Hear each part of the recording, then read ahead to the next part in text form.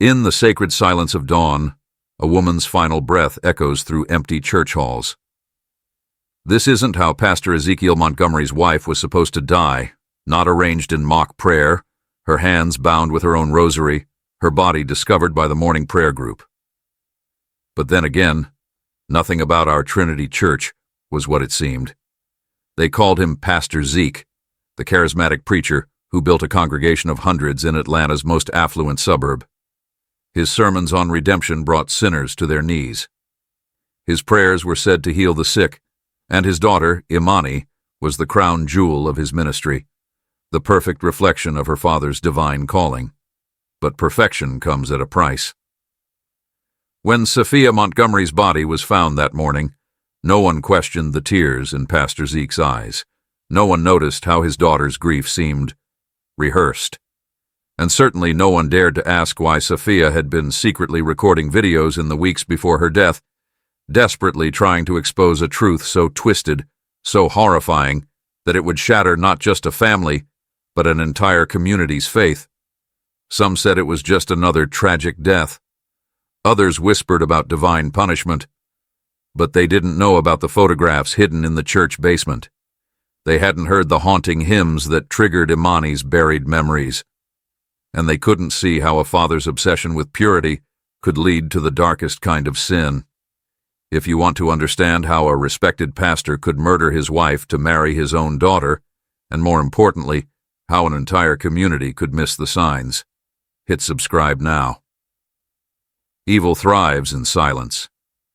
And this story is about to get very, very loud. The morning prayer group arrived at our Trinity Church at 5:45 a.m., just like they had every Tuesday for the past 15 years. Sister Aaliyah Jenkins fumbled with the ancient brass key in the side door lock, while behind her 4 other women huddled against the spring chill.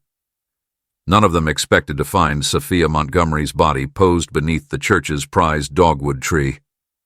They found her kneeling, as if in deep prayer. Her hands were bound with her own rosary, the one Pastor Zeke had given her on their 20th anniversary. The morning dew had soaked through her cream-colored dress, and blood had dried in delicate patterns across the fabric. Like stained glass, one of the women would later tell detectives. Detective Jabari Washington arrived as the sun crept above the church spire. He'd seen his share of staged crime scenes in 15 years on homicide, but something about this one made his skin crawl. The victim's position was too perfect, too deliberate. This wasn't just murder. It was a message. Pastor Zeke arrived minutes later, his daughter Imani close behind. His grief seemed to fill the garden, his powerful voice breaking as he identified his wife's body. But Detective Washington noticed something odd. While the pastor wept, Imani stood perfectly still, her eyes fixed on her mother's hands, not on the rosary that bound them, but on something clutched between her fingers, a small silver key. By noon, the church grounds were crawling with crime scene technicians. The morning prayer group huddled in the fellowship hall, giving statements between sobs, but Sister Jenkins kept repeating something that caught Washington's attention. She knew. Sophia knew something was wrong. She tried to tell me last Sunday, but I didn't want to hear it. As the day progressed, Pastor Zeke insisted on holding evening service. Our community needs healing, he declared, his voice steady despite his loss. But as Ezekiel Montgomery delivered a heart-wrenching sermon about loss and faith, Detective Washington stood in the back, watching Imani. The pastor's daughter sat in the front pew, spine straight, hands folded perfectly in her lap. When her father spoke about her mother's devotion, a single tear rolled down her cheek at exactly the right moment. It was too perfect, too rehearsed, like a scene that had been practiced. What no one knew then was that beneath the church floorboards, hidden in a space forgotten since the Civil War, Sophia Montgomery's video camera was still recording. Its battery would die in exactly 48 hours, but by then, it would have captured something that would change everything. The sound of footsteps, a door creaking open, and Pastor Zeke's voice in the darkness. "I did it for you, Imani." just like we planned. Everything about Sophia Montgomery's funeral was immaculate. Pastor Zeke had chosen a mahogany casket lined with white silk, filled it with her favorite gardenias, and delivered a eulogy that brought even hardened police officers to tears. But Detective Washington couldn't stop staring at the dead woman's daughter. Imani Montgomery stood beside her father, accepting condolences with practiced grace. 3 days after they buried Sophia, the medical examiner's report landed on Washington's desk. Cause of death: strangulation with a rosary, followed by posthumous positioning. But it was the toxicology report that made his blood run cold. Sophia's system was flooded with a cocktail of drugs, not just from the past few days, but months of steady poisoning. Meanwhile, at our Trinity, life moved forward with disturbing speed. Pastor Zeke announced that Imani would take over her mother's duties, leading the women's ministry, counseling young girls, maintaining the church's pristine image. The congregation embraced this transition, seeing it as a daughter's beautiful tribute to her mother. But in Sophia's home office, untouched since her death, a different story was emerging. Detective Washington found a hidden laptop, its hard drive filled with research on psychological manipulation and religious abuse. Buried in the files was a folder labeled "My Darling Girl," hundreds of photos of Imani throughout her life. Normal family photos at first glance, but when arranged chronologically, they revealed something chilling. In every photo, Imani's poses matched her mother's from previous years. Same angles, same clothes, same settings. A deliberate recreation spanning 20 years. The breakthrough came from an unexpected source. Sister Jenkins, still haunted by her last conversation with Sophia, finally spoke up. "The Sunday before she died, Sophia showed me something in the church basement, a room full of old photographs. She said they proved something terrible, but before she could explain, Pastor Zeke found us. The way he looked at her, I'd never seen him angry before." As Washington dug deeper, he discovered Sophia had been diagnosed with terminal cancer 3 months ago. Except when he contacted her doctor, there was no record of any diagnosis. The prescription bottles in her medicine cabinet came from a pharmacy that didn't exist. Then came the security footage from a convenience store near the church. The night of her murder, Sophia had made a phone call from a payphone. Her last words, caught on grainy video, were chilling. "It's worse than we thought. He's been planning this since she was born." But it was what happened next that would break the case wide open. As Detective Washington reviewed the footage, he noticed something in the background. Imani's car, parked in the shadows, watching her mother's final phone call. And in the passenger seat, barely visible but unmistakable, Pastor Ezekiel Montgomery. 3 weeks after Sophia's murder, during Wednesday night service, the church organist began playing "Amazing Grace." Imani Montgomery, standing at the pulpit to lead the youth choir, suddenly froze. Her perfectly composed facade cracked, just for a second, as her hands gripped the wooden lectern until her knuckles went white. Sister Regina Dubois, the elderly organist who'd served our Trinity for 40 years, saw it happen. She'd seen that same reaction before, in Sophia. It was the way Sophia would flinch whenever that hymn played during private ceremonies in Pastor Zeke's study. That same night, Detective Washington received an anonymous package. Inside was a single VHS tape, dated 15 years ago.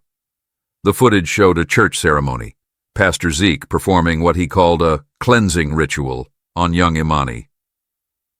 The hymn "Amazing Grace" played throughout the entire recording, but it was what happened in Sophia's old office that broke the case wide open. Imani, searching through her mother's things for church documents, found a hidden USB drive. It contained dozens of video diaries, Sophia speaking directly to camera, her voice growing more desperate with each entry. "Imani, my darling girl," the final video began. "If you're watching this, then what I feared has happened. You need to remember. Remember the basement room. Remember the photographs. Remember what happens when Amazing Grace plays. Your father. He's been shaping your memories since you were 6 years old. Those private prayer sessions, they were hypnosis. Those special ceremonies, psychological conditioning. I tried to stop it, tried to save you.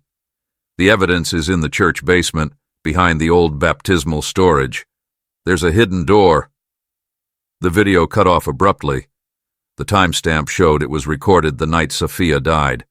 Detective Washington brought in Dr. Keshia Thompson, a specialist in religious trauma and psychological manipulation. She reviewed years of church records, focusing on Pastor Zeke's private counseling sessions. A pattern emerged. Young girls from the congregation, all bearing striking resemblances to Imani, all sent away to special prayer retreats after spending time with the pastor.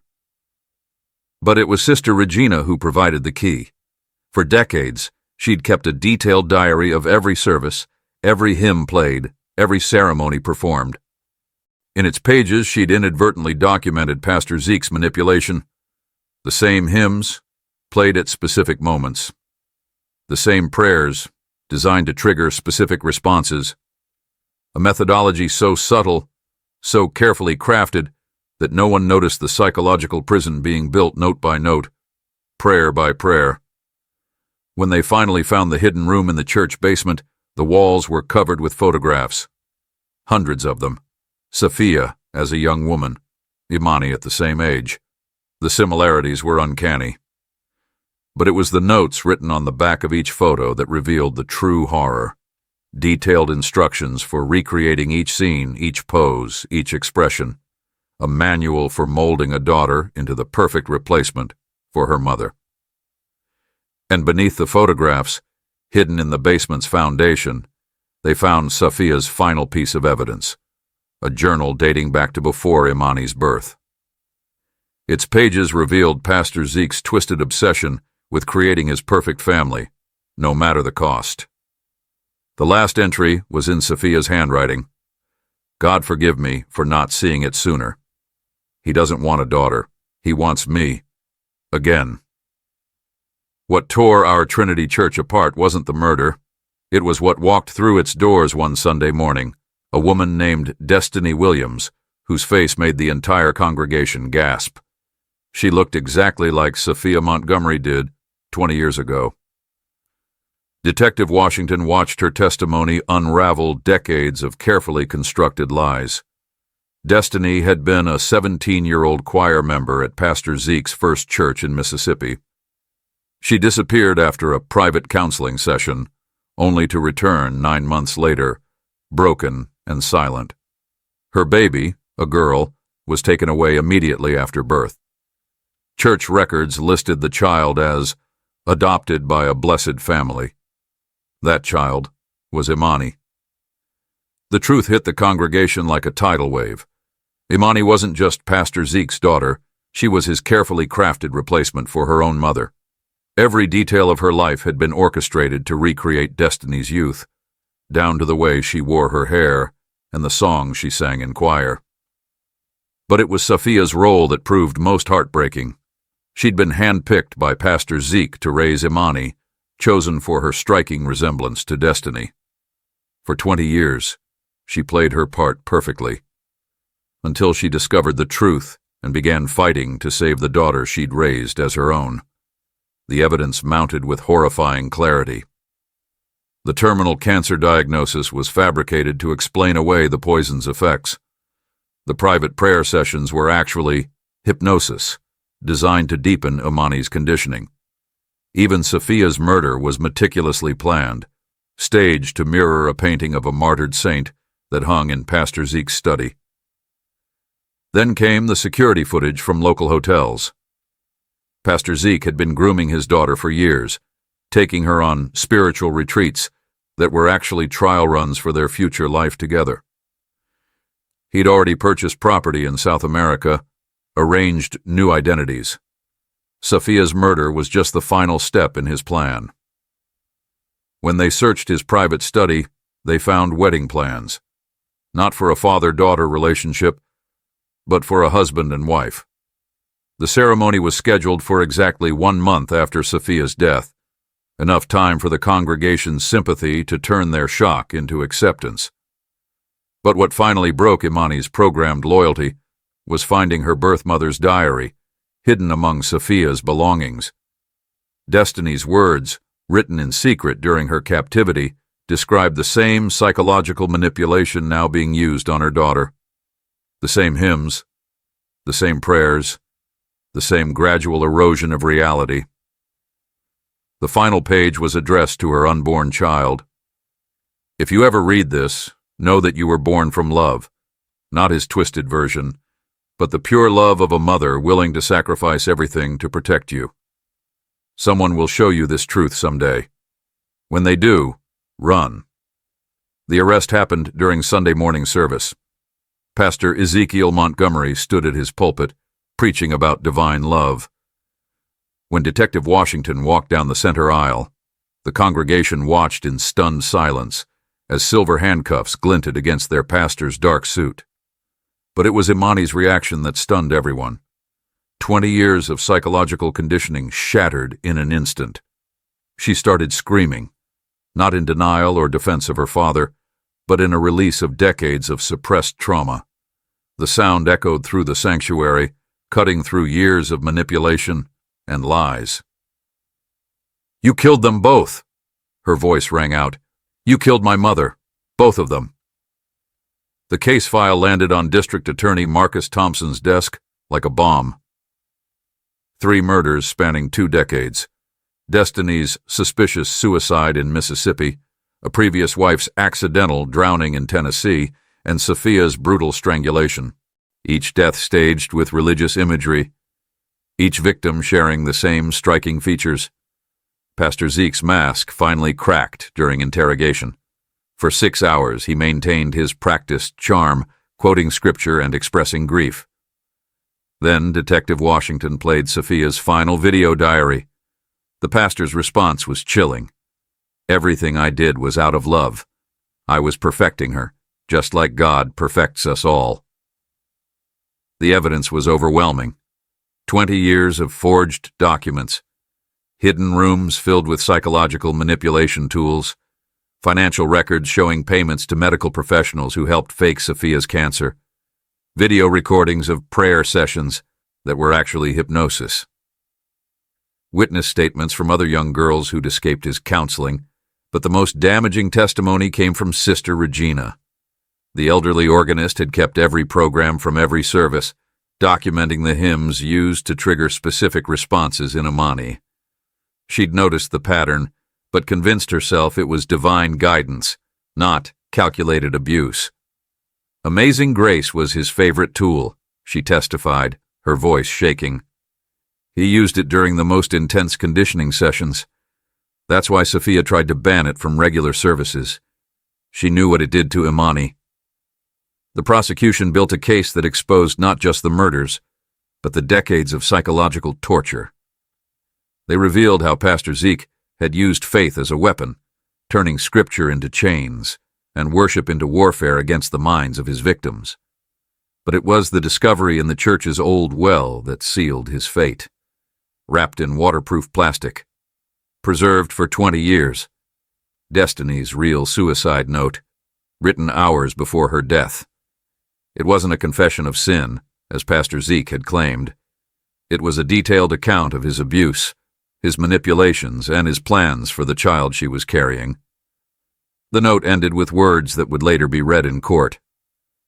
"To whoever finds this, save my baby. He'll try to make her into me. Don't let him succeed. Some sins wear collars and carry Bibles. Some demons preach from pulpits. God forgive me for not being strong enough to stop him." The trial of Pastor Ezekiel began. Everyone who heard about it were shocked. The courthouse steps were crowded with former congregation members, divided between those who still believed in their pastor's innocence and those whose faith he had destroyed. Inside the courtroom, Assistant District Attorney Keisha Blackwell laid out the prosecution's case with surgical precision. "This isn't just about murder," she told the jury. "This is about a man who spent decades building his own twisted version of heaven. using faith to blind his followers while he groomed his own daughter to replace her mother. The defense tried to paint Sophia as mentally unstable, claiming she had fabricated evidence out of paranoid delusions. But their strategy crumbled when Dr. Gabriel Baptiste, a forensic psychiatrist, presented his analysis of Pastor Zeke's methods. The defendant used techniques known as religious trauma bonding, Dr. Baptiste testified. By combining scripture with psychological manipulation, he created a framework where his victims couldn't distinguish between devotion and abuse. The hymns, the prayers, the ceremonies, all were tools of control. The most powerful moment came when Imani took the stand. For 6 hours, she unraveled the web of manipulation that had been her entire life. She described the private prayer sessions that left blank spots in her memory, the rehearsed responses that had been drilled into her since childhood, and the gradual realization that her entire identity had been sculpted by her father's obsession. "He would play Amazing Grace," she testified, her voice steady despite her trembling hands. "And then, pieces of me would disappear. I'd wake up different. More like the photos he showed me. Photos of my real mother that he told me were of Sophia." But it was Pastor Zeke's own testimony that revealed the true depth of his depravity. Under Keisha Blackwell's cross-examination, his carefully constructed facade finally shattered. "Yes, I shaped her," he shouted, his voice ringing through the stunned courtroom. "I took what God gave me and made it perfect. Destiny was flawed, Sophia was flawed, but Imani would be perfect. My perfect creation, my perfect wife." The jury deliberated for just 4 hours. The verdict? Guilty on all counts. 3 murders. Decades of abuse. Psychological manipulation. False imprisonment. The judge, her voice tight with controlled rage, sentenced him to 3 consecutive life terms without possibility of parole. As they led him away, Pastor Zeke turned to Imani one last time. "You'll understand someday," he called out. "Everything I did was for—" But Imani's response cut him off mid-sentence. "Everything you did was for yourself, and God saw it all." 6 months after Pastor Ezekiel Montgomery's conviction, our Trinity Church stood empty, its doors chained. But across town, in a small community center, Imani sat before a room of survivors. "My name is Imani Williams," she began, reclaiming her birth mother's surname. "And this is a story about how evil doesn't just hide in darkness. Sometimes it stands in pulpits, sometimes it quotes scripture, and sometimes it raises you to be its bride." The support group she founded, Daughters of Light, quickly became a beacon for others. Women from across the country came forward with similar stories. Pastors who had used faith as a weapon, spiritual leaders who turned sanctuaries into prisons of the mind. Detective Washington's investigation expanded, uncovering a network of religious leaders who had learned from Pastor Zeke's methods. 3 more churches were exposed. 12 more victims were found. Destiny Williams, Imani's birth mother, was finally laid to rest in a proper ceremony, her suicide note serving not as a mark of shame, but as a testament to a mother's love and sacrifice. Safia was reburied beside her, 2 mothers who died trying to save the same daughter. How would you react if you were in Imani's shoes? What a world we live in. Please remember to hit the subscribe button now. Turn on notifications. Share this story. Each subscription strengthens our ability to investigate, document, and share these crucial stories, because you won't find them on Google. Remember, evil doesn't need your belief to exist. It only needs your silence.